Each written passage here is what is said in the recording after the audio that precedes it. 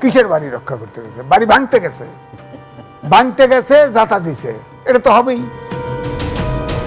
গাজীপুরের ঘটনায় শিক্ষার্থীরা বাড়ি রক্ষা করতে নয় বরং ভাঙতে গিয়েছিলেন, যার কারণে তাদের উপর হামলা হওয়া স্বাভাবিক। কথায় আছে প্রত্যেক বিপ্লবের একটি প্রতিবিপ্লব রয়েছে। সম্প্রতি একটি টকশোতে এমনই মন্তব্য করেন সিনিয়র সাংবাদিক এম এ আজিজ। এ সময় তিনি বলেন, ফ্যাসিস্টদের বিচার না করে বাড়িঘর ভেঙে দেওয়া হচ্ছে, সেই সাথে দেয়া হয়নি একটি মামলার তদন্ত প্রতিবেদনও।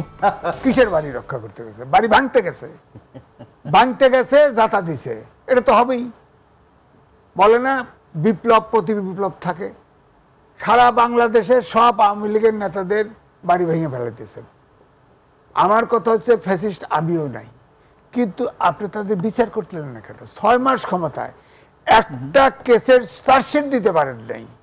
মাত্র সব মিলে ভাঙাচুরা লোক নিয়ে 70টা আপনার লোকের বিরুদ্ধে গ্রেপ্তার আছে, আর কেউ গ্রেপ্তারও করতে পারেন নাই। আপনি আর্মি চিফ বলেছে 662 জন সেনানিবাসে আশ্রয় নিয়েছে, তারা কোথায়? এ সময় জুলাই বিপ্লবের ছাত্র জনতা রাজনৈতিক দলকে কেন্দ্র করে বলেন, ছাত্রদের নতুন রাজনৈতিক দল যত আসনই প্রার্থী দেখ না কেন, সকলেরই জামানত বাজেয়াপ্ত হতে পারে। যতই ডিলে করুক, যতই করুক, এই ইউনিট সাহেবের এই সরকারের থেকে পার্টি জগতে করবে, এই ছাত্ররা যত প্রার্থী দিবে একটিরও জামানত থাকে। কিন্তু তিনি বর্তমান সরকারের নেয়া যে বিশেষ অভিযান ডেভিল হান্ট, সেটি নিয়েও কঠোর সমালোচনা করেন। এই আইন শৃঙ্খলা ঠিক করার জন্য ক্লিন হার্ট করা হয়েছে, চিরুনি অভিযান করা হয়েছে, সেখানে কিছু লোককে জেল দিছে, কিছু লোক মেরে ফেলছে, কাজের কাজ কিচ্ছু হয়, উল্টা হয়েছে। এবারে আপনি দেখেন, এই যে ইউটিউবে ছড়ায় পড়তেছে, আপনি দেখেন এই আপনার ডেভিল হান্ট, ডেভিলকে এটা নির্ধারণ করছেন আপনার দাদা তো বিরাট উকিল, অ্যাডভোকেট।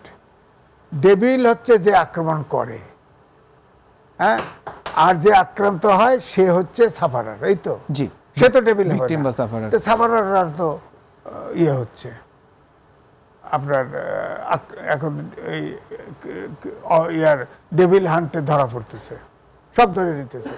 এ সময় টকশোতে তিনি ফ্যাসিস্ট আওয়ামী লীগের বিচার কাজ নিয়ে মন্তব্য করেন। তিনি বলেন, বর্তমানে শিক্ষার্থীদের যেভাবে রাজনীতি শেখানো হচ্ছে, তাতে 6 থেকে 7 প্রজন্মের পড়াশোনায় ব্যাপক ক্ষতির মুখোমুখি হতে পারে। ওই 622 চান ক্ষমতা থাকলে, ওইটা আগে চান। পোলাপানে ক্লেলায় দিচ্ছেন কেন? পোলাপানকে দিচ্ছেন কেন? তোপের মুখে ফেলায় দিচ্ছেন কেন?